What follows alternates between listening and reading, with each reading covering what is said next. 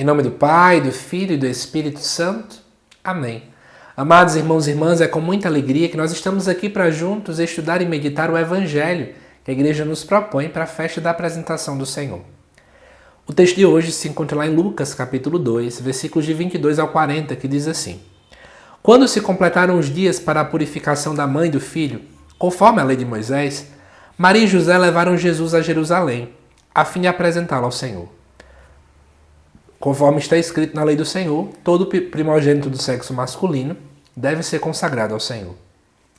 Foram também oferecer o sacrifício, um par de rolo ou 2 pombinhos, como está ordenado na lei do Senhor. Em Jerusalém havia um homem chamado Simeão, o qual era justo e piedoso, e esperava a consolação do povo de Israel. O Espírito Santo estava com ele, e lhe havia anunciado que não morreria antes de ver o Messias, que vem do Senhor. Movido pelo Espírito, Simeão veio ao templo. Quando os pais trouxeram o menino Jesus para cumprir o que a lei ordenava, Simeão tomou o menino nos braços e bendisse ao Deus. Agora, Senhor, conforme a tua promessa, podes deixar teu servo partir em paz. Porque meus olhos viram a tua salvação, que preparaste diante de todos os povos. Luz para iluminar as nações e glória do teu povo Israel. O pai e a mãe de Jesus estavam admirados com o que diziam a seu respeito. Simeão os abençoou e disse a Maria, a mãe de Jesus: Este menino vai ser causa tanto de queda como de reerguimento para muitos em Israel. Ele será um sinal de contradição. Assim serão revelados os pensamentos de muitos corações. Quanto a ti, uma espada te transpassará a alma. Havia também uma profetisa chamada Ana, filha de Fanuel, da tribo de Aser. Era de idade muito avançada. Quando jovem, tinha sido casada e vivera 7 anos com o marido. Depois ficara viúva e agora já estava com 84 anos. Não saía do templo dia e noite servindo a Deus com jejuns e orações. Ana chegou nesse momento e pôs-se a louvar a Deus e a falar do menino a todos os que esperavam a libertação de Jerusalém. Depois de cumprirem tudo, conforme a lei do Senhor, voltaram a Galiléia para Nazaré, sua cidade. O menino crescia e tornava-se forte, cheio de sabedoria, e a graça de Deus estava com ele. Amados irmãos e irmãs, eu quero chamar a atenção sobre 2 coisas nesse texto. Primeiro é que aparecem aqui 2 personagens que, aspas, são meio que estranhos. Não falo aqui de Maria, nem de Jesus, nem de José, mas eu falo de Simeão e de Ana. É interessante você saber que esses 2 eles também são símbolo de todo um povo que esperava o Senhor. Eram pessoas pobres, pessoas já de idade, pessoas que talvez muita gente não dava muita orientação a eles. Mas essas pessoas, elas colocaram em Deus a sua esperança. A esperança, inclusive, de estar ali em oração, de poder de fato entregar a sua vida a Deus. E são a essas pessoas, pobres, mas ricas em confiança, talvez limitadas, mas ilimitadas em vista do amor de Deus, que Deus de fato, primeiramente se apresenta, digamos assim. Isso é muito bonito. É sugestivo porque isso ilumina a nossa realidade de vida. Amados irmãos e irmãs, é a mesma coisa que tem que acontecer com as nossas vidas. Nós temos que ser novos Simeãos e novas Anas. Que em meio ao mundo que muitas e muitas vezes prega tanta coisa equivocada, nós precisamos ser homens e mulheres que confiam. E aí eu quero olhar o que eles falaram. Essa é a segunda parte. Primeiro, Simeão coloca que, na verdade, o menino vai ser causa tanto de queda como de reerguimento. Ele será um sinal de contradição. É isso que ele fala.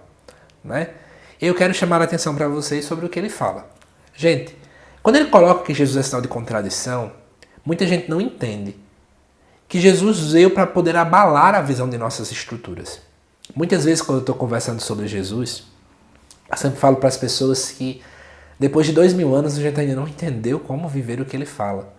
Porque Jesus tem uma proposta muito radical. Amar aos que te odeiam é radical. Rezar por aqueles que te ofendem é radical. Buscar uma vida de confiança cega a Deus é radical. Jesus é sinal de contradição também no contexto de que aqueles que mais, aspas, estavam preparados por serem líderes religiosos foram eles que deram as costas para o Cristo. Jesus acaba tornando-se esse grande sinal de contradição, mas ao mesmo tempo também ele nos ensina que nós também, se queremos seguir os seus passos, precisamos ser sinais de contradição. Tipo, faça esse questionamento. Você tem sido sinal de contradição também? Ou você tem feito somente o que o povo quer? Às vezes eu converso com algumas pessoas e elas dizem, é porque eu tenho medo de magoar o outro. É porque eu tenho medo disso. Às vezes, irmãos, a gente precisa dar choques de realidade. Tem que ser assim. E a última fala minha, aqui é uma questão mais de estudo mesmo. Aqui, Simeão ele vai falar que, em relação a Maria, uma espada transpassará a alma. E a patrística, especialmente ali de Santo Agostinho para cá, se fala muito sobre que espada é essa que vai transpassar a alma de Maria e etc e tal. E obviamente muita gente vai falar que é aquele momento em que Maria está aos pés da cruz e por aí vai. Lucas talvez está pensando nisso. Mas gente, o momento em que Maria está aos pés da cruz está lá no Evangelho de João. O Evangelho de João foi escrito depois do Evangelho de Lucas. Então, na verdade, nós não podemos interpretar o Evangelho de Lucas à luz do Evangelho de João. Eu sei que esse é um tipo de leitura que nós podemos fazer, mas é que eu estou querendo te propor pensar o que Lucas estava pensando naquele momento.